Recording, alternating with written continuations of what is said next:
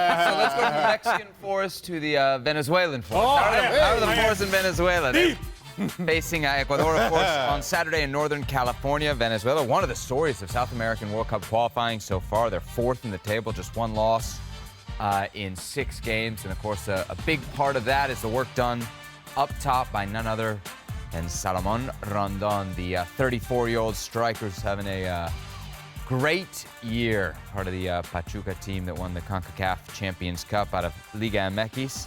For more on Rondon, let's send it across the studio to our number 9. All right, Ali. What, you guys want to say? Do I ever? Are you kidding me with this? Are you kidding me with this? Vamos, Venezuela!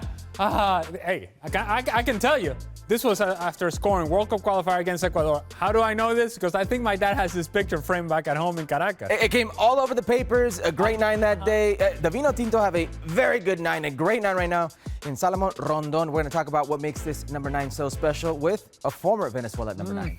And José Salomon Rondon brings a lot to this national team. El Gladiador, the gladiator. And you think, okay, because he is the gladiator, he gives you that strength, he gives you the hold-up play, and the profile of a player that can give you that hold-up play and can bring others into the game. But what else does he give you? He gives you goals, baby. And if you're Venezuela, you want to take advantage of the opportunity that Salomon Rondon is going to be able to create for himself inside the 18-yard box, being able to play with his back to goal in tight areas and being able to finish in the manner in which he did against my Columbus crew, of course. That's not an easy finish. If you see Osama Idrissi right there trying to back up and get the ball back because he knows a player like Rondon will give it back to me, associates very well with the midfield. That's not the only type of goal he scores, though. No, absolutely not. And I think when you think of Salomon Rondon, again, you think big guy. So if you're a big guy in this sort of finish, you're going to take it first time. But no Salomon Rondon. He has enough quality in short spaces, in tight spaces, in which, you know what? I'm going to take a little cut to the inside. I'm going to finish to the far post. He's got a lot to his game and a lot of tools to utilize that I think are very important to the potential success of Venezuela. I mean, a big man with silky feet like that is fast, that gives you honest work up front, that's a scary individual. Well, it is. And Venezuela are going to depend on him.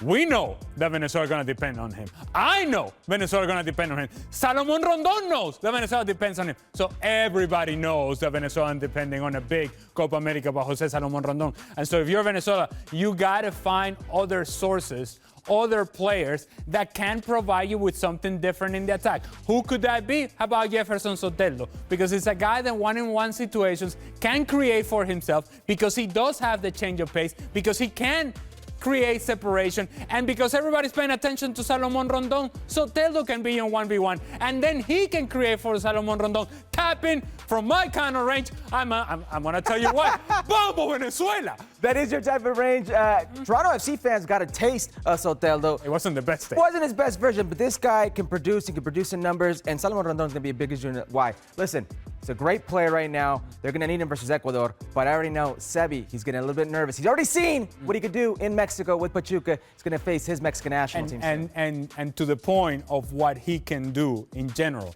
the profile of player for José Salomon Rondon has been successful for Pachuca because that player doesn't really exist in Mexico. That sort of power, strength, speed, quality in tight areas, finishing chances, finishing opportunities is the physicality combined with the quality that he has with his feet.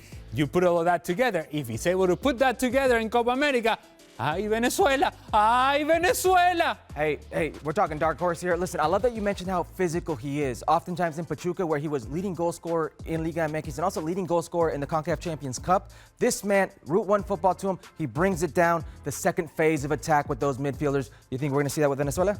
Well, if you think about how Venezuela win games, a lot of the time it's not exactly because you're carrying all of the possession or because you're carrying the burden of creating a bunch of opportunities or maintaining that possession or carrying the rhythm and pace of the game. No. Sometimes we're going to absorb some pressure. Sometimes Venezuela is going to be direct. And if you're going to be direct, Salomon Rondon has to be able to hold the ball up. If he does that, Venezuela has a chance.